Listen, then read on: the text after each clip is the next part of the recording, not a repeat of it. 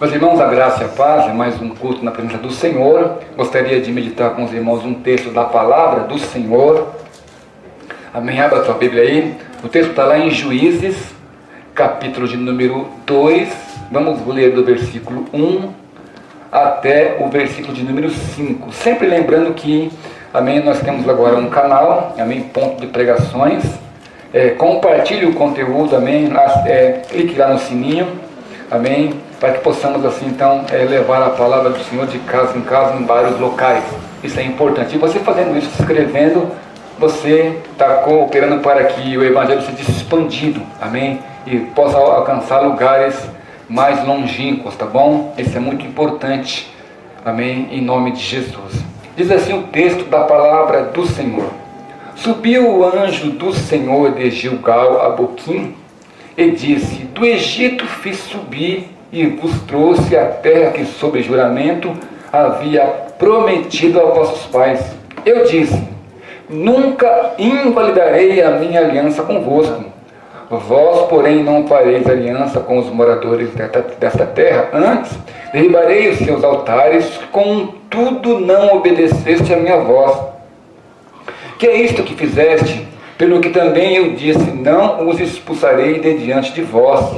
Antes vos serão por adversário, e os seus deuses vos serão laços. Sucedeu que, falando o anjo do Senhor essas palavras a todos os filhos de Israel, levantou o povo a sua voz e chorou.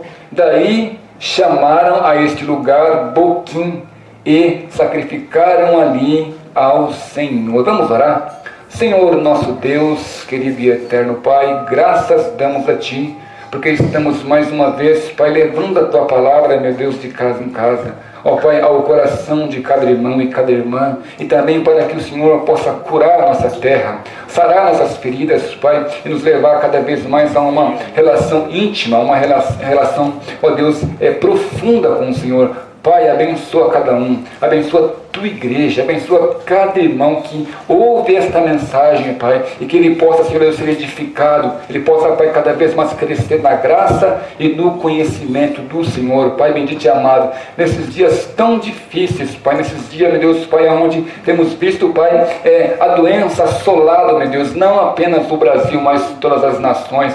Que a Tua mão de misericórdia venha estar sobre nós, que o Senhor possa, meu Deus, Pai, estender, ó Pai, e derramar o Seu sangue sobre nossas vidas, Pai, nos protegendo do mal, da praga, como fizeste lá no Egito, ó Deus, que, ó Deus, a enfermidade não entrou na casa dos Teus filhos, Pai, que assim também seja, meu Deus, Pai, não só em nossas casas, pedimos a extensão da misericórdia, também por aqueles, Pai, que ainda não Te conhecem, em razão, ó Pai, ainda da ignorância, porque um dia também fomos ignorantes, Pai, mas chegamos ao conhecimento. Por isso estamos aqui para pregar a palavra, para que também aqueles que não Te conhecem possam vir a conhecer a Tua misericórdia. Pai, nós oramos em nome de Jesus. Amém. Glória a Deus. Irmãos, veja bem aqui o texto.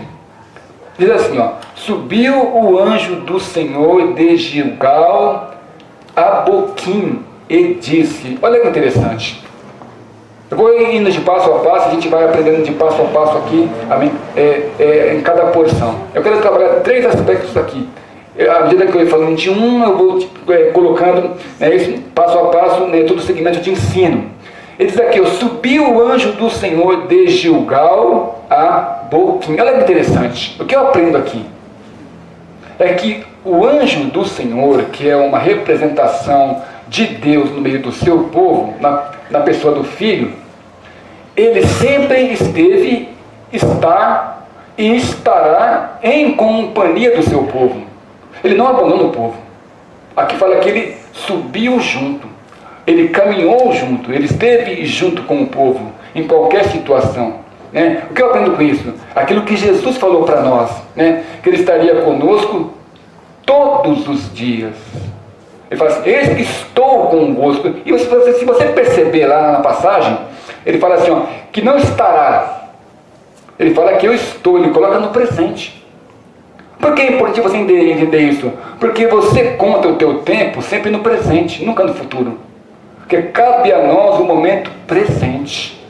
o momento atual, por exemplo, esse instante agora é único, é inigualável. Esse instante agora é um instante ímpar. Por quê, pastor? Porque nesse instante Deus está falando com você, se manifestando, dizendo assim, ó, eu estou com você, eu estou presente, eu sou o Senhor em tua vida. Isso é importante notar, porque cumpre a palavra dele em nossa vida, que ele está neste momento conosco. Não importa qual situação possa desenvolver-se através dos fatos, não é isso? No caso agora, esse problema dessa enfermidade, essa pandemia, esse vírus que está aí. Mas eu não estou só. Eu não estou sozinho. Ele fala que está comigo. Ele sempre estará conosco. Sempre vai ser um Deus presente em nossa vida para nos livrar. Amém? Ou, se for o caso, para passar conosco em meio à tempestade, em meio à calamidade. A boa notícia aqui é que Ele não nos deixa. Ele não nos desampara. Nunca te deixarei, não te abandonarei, diz a palavra. Ele é um Senhor, Ele é Deus presente. Não é isso? Então ele fala aqui, ó, que sempre está com o povo. Olha que interessante, ele fala aqui ainda no texto, ó. Subiu o anjo do Senhor de Gilgal a Boquim. Veja bem interessante aqui. Gilgal. Se você for ali pesquisar no livro de Josué, essa palavra Gilgal, ela aparece 36 vezes no livro todo. Interessante é que quando o povo atravessa o Jordão e Josué vai de fato entrar na terra prometida por Deus, a Moisés é o povo, mas Moisés fica no monte porque Deus recolhe ele lá e Josué segue adiante. Quando Josué começa a dar início, às conquistas da terra da Canaã, prometida por Deus, o Senhor separa para ele, orienta ele a separar um local que seria o local estratégico, local do acampamento, local onde Deus estaria dando a eles a direção, as diretrizes para que ele pudesse seguir passo a passo, sempre debaixo da orientação de Deus. Gilgal quer dizer isso, lugar estratégico, lugar de concentração, lugar de acampamento, lugar onde vai acontecer as estratégias, todo o estratagema de Deus, levado até Josué, que era o líder, não é isso? E Josué passava ao povo para que o povo pudesse caminhar de acordo com as orientações de Deus. Isso é maravilhoso, irmão. Deus em companhia da gente, como aqui está dizendo. E Deus falando conosco e nos dando as estratégias de guerra, não há quem possa vencer o povo de Israel. Aprenda isso aqui, irmão. Ninguém pode te derrotar. Só você mesmo que pode ser um derrotado se você não seguir em continência o mandamento de Deus, ou seja, a obediência à palavra. Então o Gilgal quer dizer o quê? Que ele está conosco, preparou um local estratégico para que através desse local estratégico se manifeste a vontade dele em meio à guerra. Ainda expandindo esse pensamento, veja bem, quando Josué vai entrar em Jericó, Josué não vai entrar e ao entrar lá ele entra da forma como ele planejou a forma de entrar. A estratégia de guerra, não. Deus falou com Josué e Deus orientou Josué como ele deveria agir. Então, ali em Gilgal, o povo está concentrado.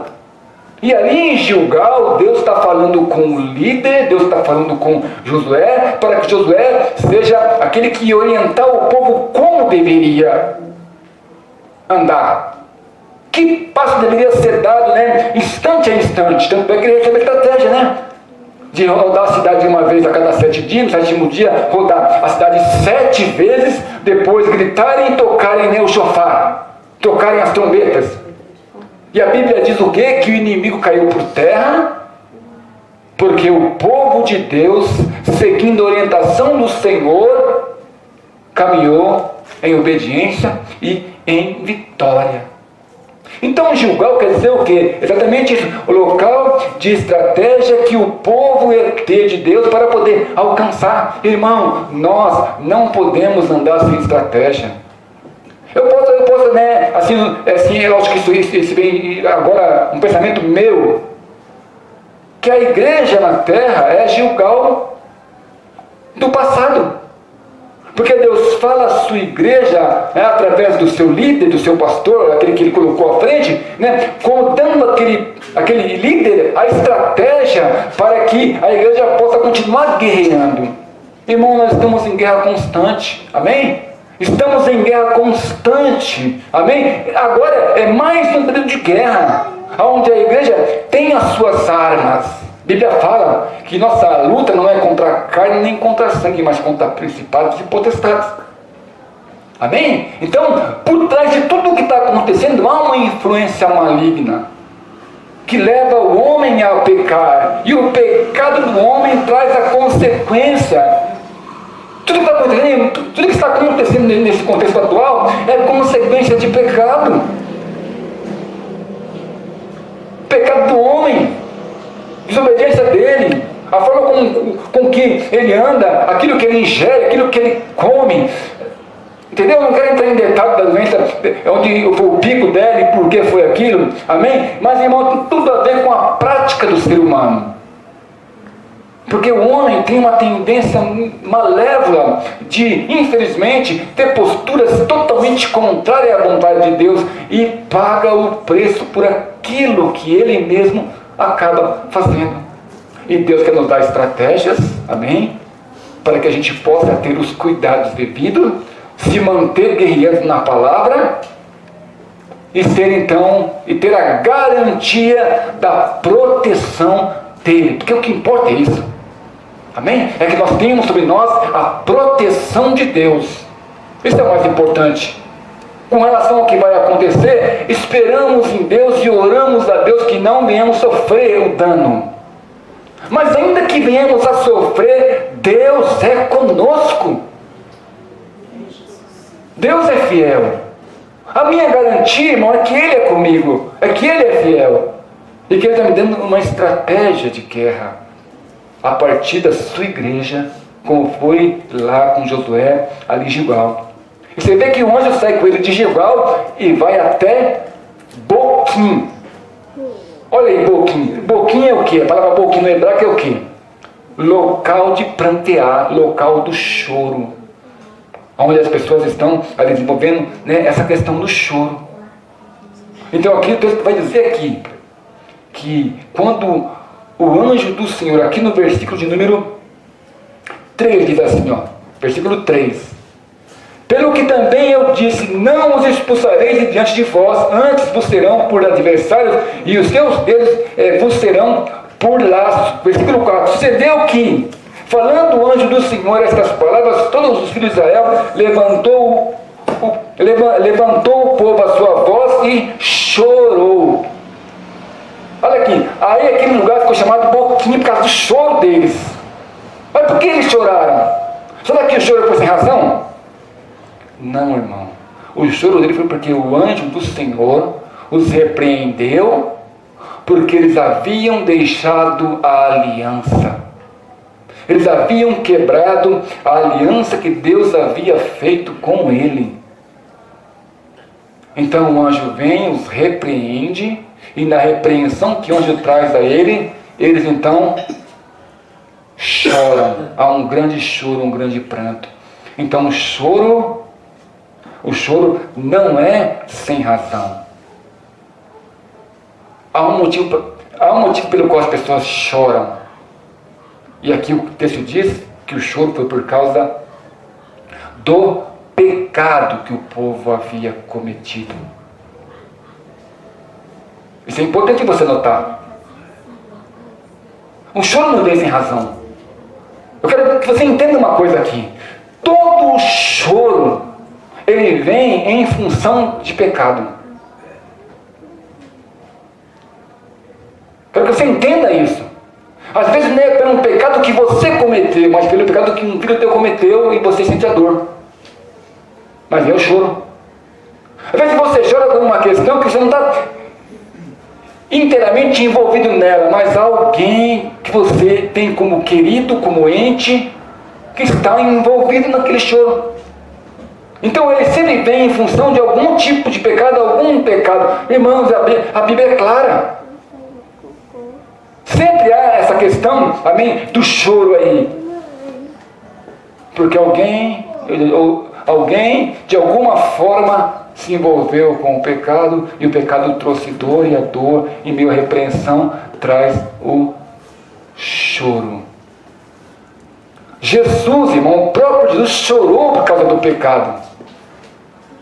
Isso é muito forte, porque a Bíblia fala que Jesus chegou diante de Jerusalém, entendeu? E quando olhou a cidade, a Bíblia diz que ele chorou. Aí você fala, mas Jesus chorou por causa do pecado? Sim, por causa do pecado. Mas que pecado dele? De forma alguma. Jesus não teve nenhum pecado, mas ele chora por causa do pecado da cidade. Ou seja, choro, que é a consequência de algum pecado.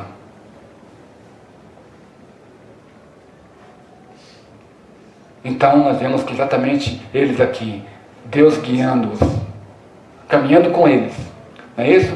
De Gilgal até Boquim. No processo, eles quebram a aliança e causa choro. Mas interessante notar aqui é que a aliança de Deus, ela é inquebrável no que diz respeito à parte dele.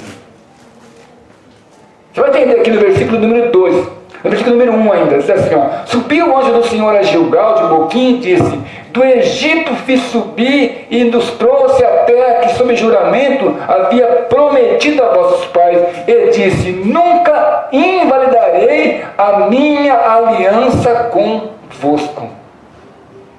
Olha que interessante, o anjo caminha com eles, o anjo dá proteção para eles, dá estratégia para eles, não é isso? E o anjo tem uma função o quê? De selar, de manter, de forma alguma invalidar o que? A aliança que Deus fez com o seu povo. Entenda isso aqui, irmãos, da parte de Deus, nunca Deus vai quebrar a aliança dele com o seu povo. Olha a questão no próprio Egito, no próprio deserto. Deus sempre manteve a aliança dele e o povo foi caindo. Caiu 1, caiu 10, caiu 100, caiu 1000, caiu quase toda aquela geração, sobrando apenas quem? Josué e Caleb, que entraram na terra prometida daquela geração. Mas Deus não quebrou a sua aliança, porque Josué e Caleb representam a aliança que foi feita no princípio. Eles são representantes, porque Deus manteve a aliança e não quebrou. 2 homens permaneceram fiéis e experimentaram os benefícios da aliança. Então a aliança de Deus, ela é inquebrável. Deus de maneira alguma quebra a sua aliança para com o seu povo. Irmãos, entenda uma coisa aqui. Nada que eu possa fazer ou deixar de fazer muda a postura de Deus. Nada. Nem que eu seja bom ou ruim, nem que eu faça a bondade ou a maldade, nem que eu exerça a obediência ou a desobediência, Deus continua sendo sempre o mesmo. Eu estou sendo obediente a Deus, eu tenho um crédito com Deus? Não. Eu sou obediente, eu estou sendo um descrédito com Deus também? Não. Porque Deus, ele é, irmãos, uma pessoa, ele é um ser intocável. Então não é o que você fala ou deixa de fazer, é o que ele falou. E o que ele falou? Ele falou que a aliança dele é permanente. Agora é lógico que as suas atitudes vão trazer consequências, não a Deus. Ele continua sendo o mesmo, mas a consequência vem com relação a você. Você vai entender o que eu quero dizer? Porque o que você faz traz benefício ou malefício para você mesmo. Deus continua sendo o mesmo. Por isso que é importante você obedecer para o seu próprio bem. Não porque você é melhor do que eu, Não, nós temos que parar com isso. Eu não... Né? Lembra daquela oração que aqueles dois homens vão fazer? O sacerdote e a pessoa simples. Ele vem, Senhor, eu orei. Eu paguei os meus dízimos. Eu fiz, sou eu. O outro fala assim, Senhor, tem misericórdia de mim. Porque eu não... Quer dizer, são duas atitudes. O soberbo achou que estava bem porque fazia muito na análise dele. E Deus rejeitou ele. Porque havia soberba nele. Mas o humilde Deus... Porque havia humildade nele. Então qualquer atitude que eu venha a ter na minha vida com o Senhor é benefício ou malefício para mim mesmo. Deus continua sendo o mesmo. Deus separa o povo, não é isso? Ele separa o povo, 6 tribos aqui, 6 tribos aqui. Aqui tem um vale. Amém? Aqui está o vale. Aqui tem o Monte Gerizim e o Monte Ebal. Olha que detalhe. Esses montes são montes secos. São montes que não tem nenhuma vegetação. Nada naquele monte representava algum tipo de vida, alguma vegetação, fruto, água. Não tem nada lá. São 2 montes secos, sem vida praticamente.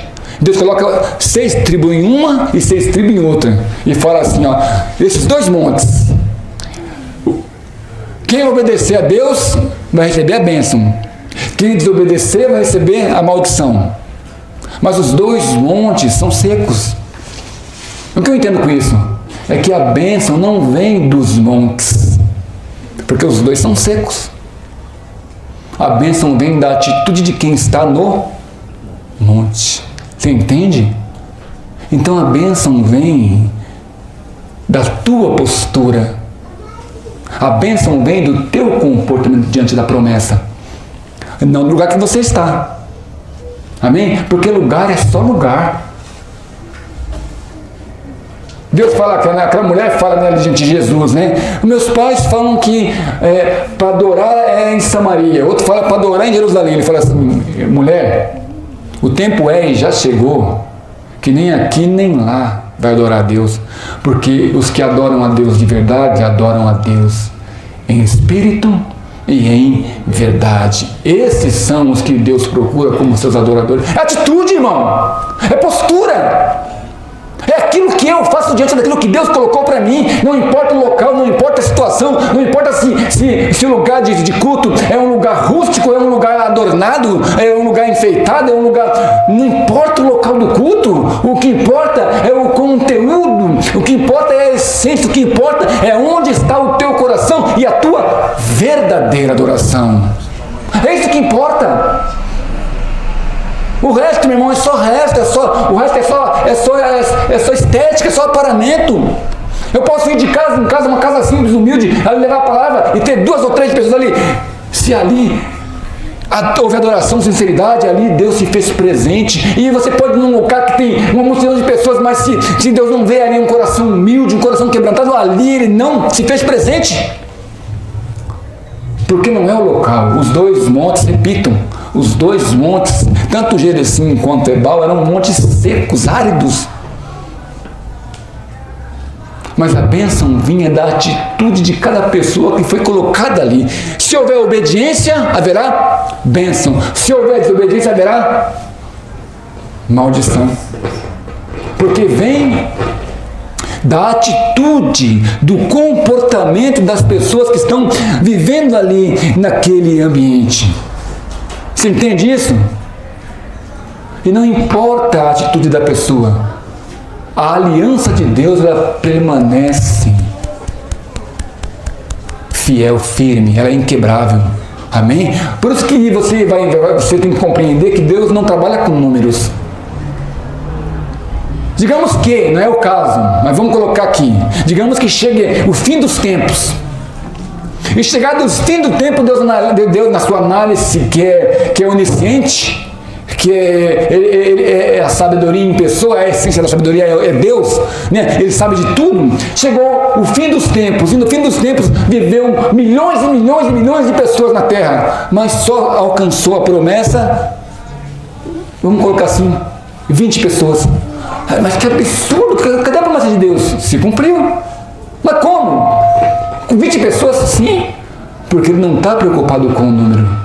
Está preocupado com corações fiéis, com corações firmes, com corações que realmente tenham a palavra de Deus, né, firme no coração. Então, irmão, o importante é isso aqui, a gente se mantenha firme com o Senhor, firme na palavra dele. O resto, meu irmão, é consequência. A aliança de Deus, ela é renovada ali em Jeremias 31, e ali você vê que importante. Deus não mudou a postura. Simplesmente ele colocou o quê? Tirou as suas letras da pedra, e agora as letras dele não estão mais em pedra, estão no coração. Ele fala, e as inscrevereis na tábua do seu coração. Ou seja, não foi quebrada a aliança, ela foi simplesmente renovada no sentido de local que ela foi renovada, que agora é no coração. Agora eu levo a aliança dentro do meu coração até o fim. Ou seja, Deus permanece conosco. Amém? Deus nunca nos desampara. Deus em momento algum vai deixar de estar conosco. Isso, meu irmão, isso é muito importante. Amém? Isso é muito importante. Amém? Dando sequência aqui. Veja bem o versículo de número 3, ele vai dizer assim, ó. Pelo que também eu disse, não os expulsareis de diante de vós, antes vos serão por adversário, e os teus deuses vos serão laços. Aqui tem um ensino maravilhoso ainda, atenção aqui, importante. Quando ele fala aqui, por causa da rebeldia de vocês, eu não vou tirar os inimigos. Aí você fala assim, meu Deus, e agora? Os inimigos estão aí? Eu vou ter muitos problemas com isso. Sim, depende da sua análise. Depende da sua postura ainda. Por quê, irmão? Porque se há inimigo no meu caminho, há também da minha parte atenção redobrada. Está vendo uma lição aí? Aquela história, quando eu vejo tudo fácil diante de mim, qual é o meu pensamento? O ser humano é assim. Ele começa a ficar relaxado. Né? Ah, tá pra mim, tá de boa. Tranquilo. Né? Vou suave. Né? Aí ele vai de braço aberto, ele vai... Agora, quando você sabe que tem inimigo à espreita, quando você sabe que tem armadilhas colocadas no caminho, quando você sabe que tem ciladas, quando você sabe que tem alguém olhando para você e querendo jogar sobre você dardos inflamados, pense que tem aí um aspecto positivo. Qual que é? A vigilância, a atenção redobrada. Por isso que a igreja não deve ficar dormente, não deve ficar em pânico, não deve ficar achando que acabou-se a esperança, o que vai ser de mim agora? Não, o inimigo está aí, as pragas estão aí, as pestes estão aí, é cumprimento da palavra. O que eu devo fazer então? Redobrar a minha atenção, manter a minha oração, ter uma busca mais incessante na leitura, na meditação da palavra, porque tem inimigo. E se eu vacilar, o inimigo foi Israel aqui, o erro dele. Todo o livro de Juízes vai mostrar o quê? Que Israel, quando Deus mandava um libertador, Deus libertava o povo pelo libertador, e o povo, quando via a liberdade, fazia o quê? Ficava regalado, sabe? Tranquilo, e voltava a pecar. Então é importante que você e eu, da parte de Deus, eu creio isso, que nós saibamos claramente que há um inimigo, que é um adversário, e que eu tenho que lutar para superá-lo, e que eu tenho que continuar firme a minha oração, não é isso? Firme a minha leitura, a minha comunhão, para que eu não venha desfalecer em meio a nenhuma situação e venha entrar em desespero, entrar em pânico. O que vai ser agora? O que vai ser de mim? O que vai ser do meu filho? O que vai ser do meu esposo? Ai, meu Deus! Nada disso. Continue orando, intercedendo, colocando diante de Deus as suas dificuldades, as suas lutas, porque o inimigo está aí, os laços estão aí, as armadilhas estão aí, amém? Mas você tem ao seu lado quem? Deus Todo-Poderoso. Israel, aqui, o anjo do Senhor era companhia constante com ele, não é isso? Como é conosco, ele falou, Jesus, estarei convosco, estarei não, estou convosco todos os dias. Então nós continuamos na mesma postura. Deus não nos desamparou. Outra questão importante, Josué foi orientado por Deus, né, em Gilgal, lugar estratégico, lugar do acampamento. Nós somos a igreja, amém? Nós temos o ajuntamento, amém? O local de encontro, não é isso? Que difere, é independente de que é o endereço aqui, lá ou acolá, não importa que endereço seja. O que importa é que onde estamos, Deus estará conosco, porque Ele não se limita mais a um lugar, amém? Não se limita mais a um espaço físico, amém? Ele fala que agora nós somos templo de Deus, nós somos a habitação do Altíssimo, amém? Então onde nós estivermos juntos, ali, amém, o Senhor se faz presente, não é isso? E o Senhor é conosco, amém? O Senhor tem nos abençoado, o Senhor tem colocado, amém, a tua forte mão sobre a nossa vida, amém? Então veja bem, primeiro, Ele é presença constante conosco. Segundo, a aliança dele, ela é inquebrável. Não depende do que eu faça. Amém? Eu quero enfatizar isso aqui. Primeiro, nós temos uma companhia constante. Amém? O Todo-Poderoso está conosco. Segundo, a aliança dele é inquebrável.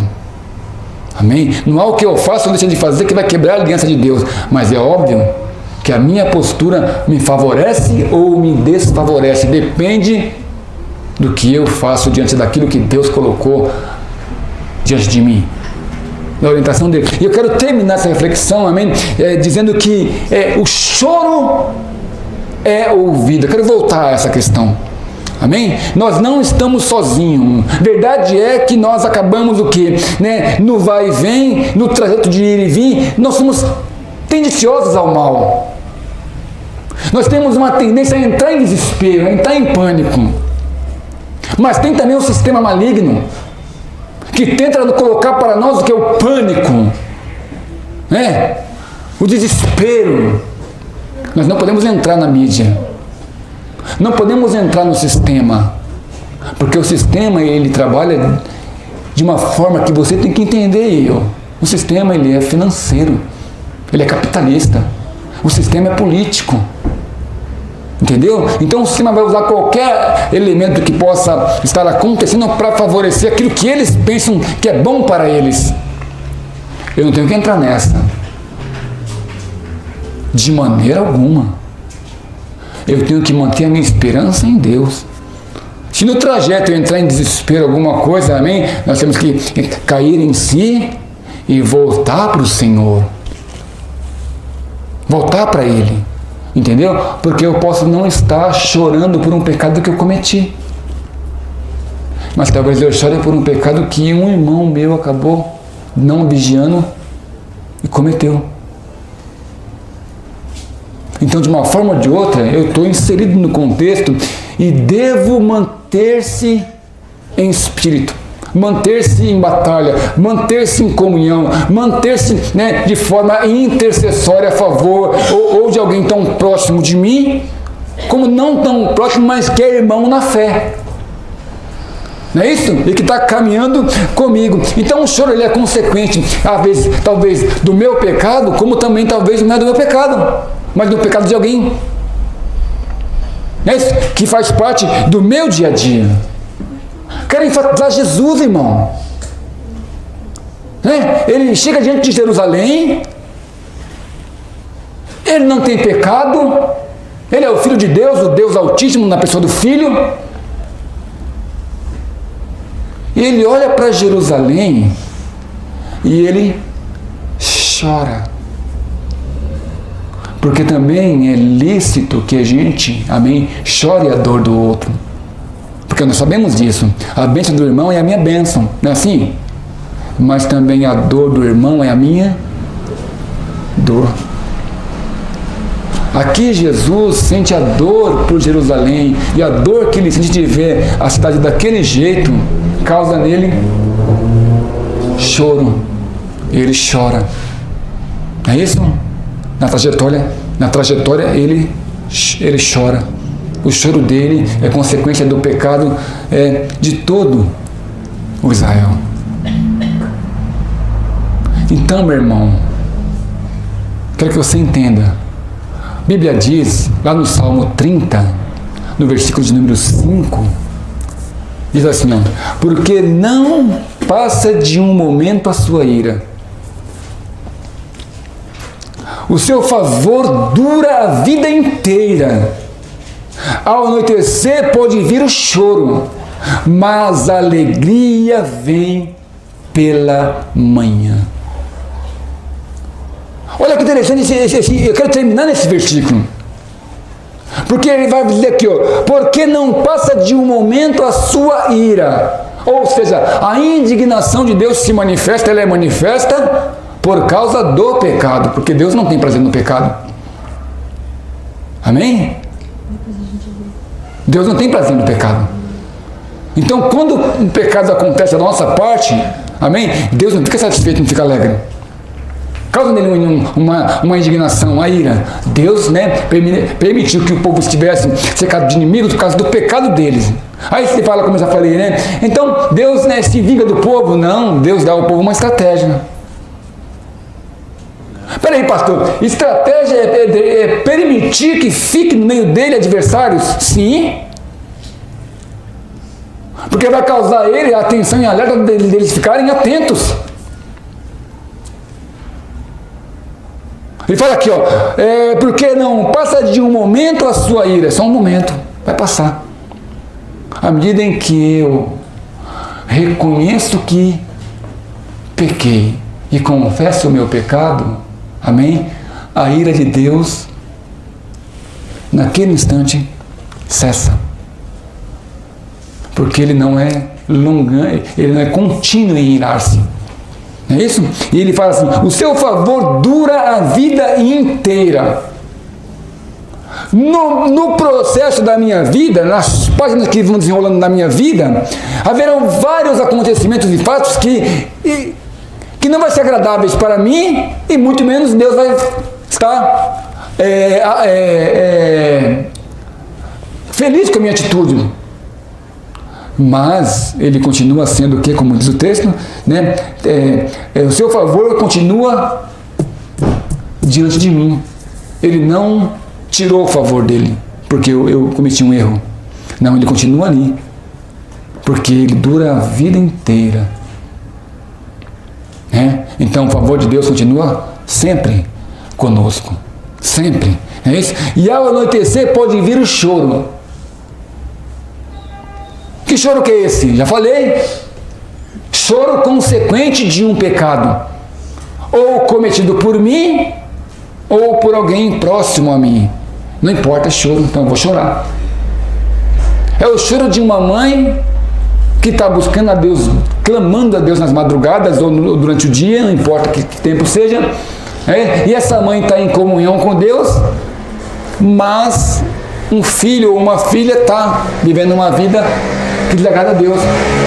Então ela está orando e chorando, não porque ela está em pecado, mas porque o filho ou a filha está em pecado. Ela está ali.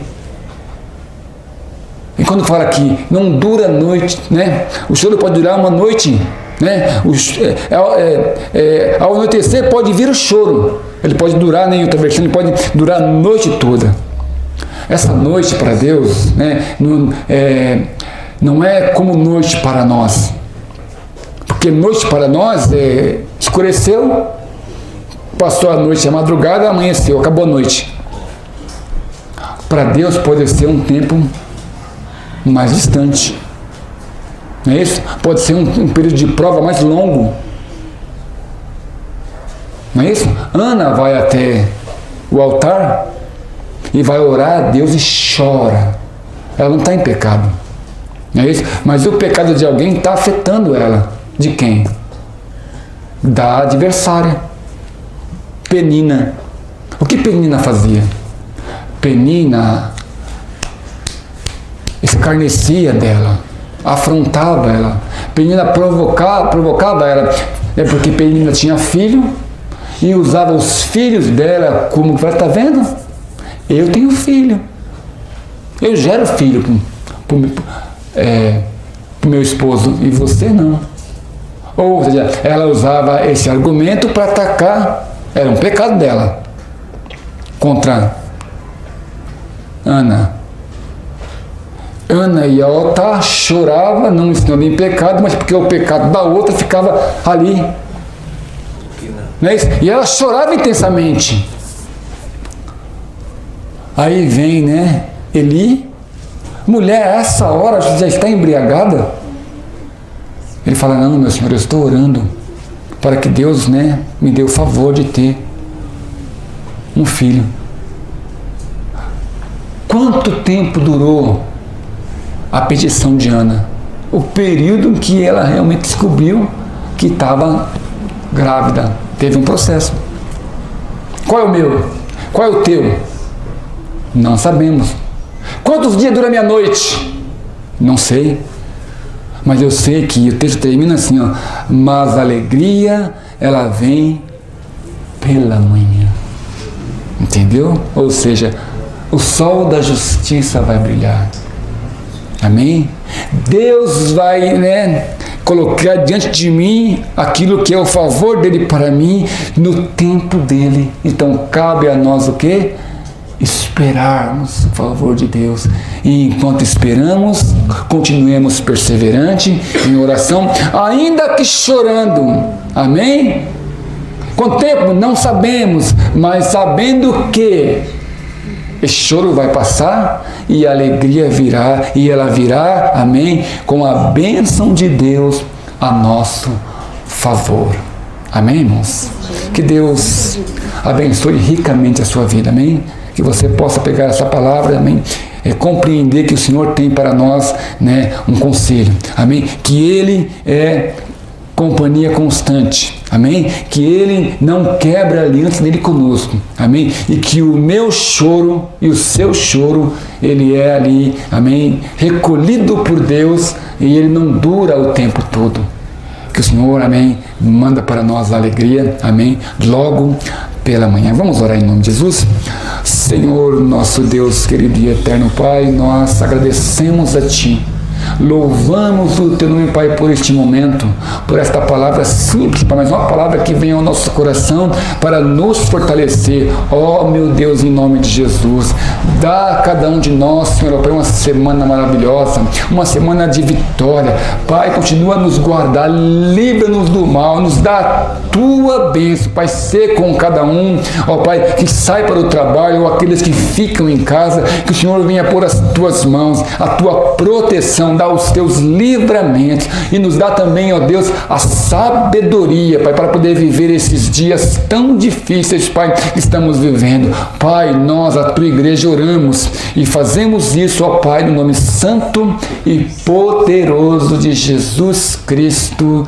Amém. Glória a Deus. Que o amor de Deus, Pai, que a graça salvadora de Cristo e a comunhão no Espírito de Deus seja com toda a igreja, agora e sempre.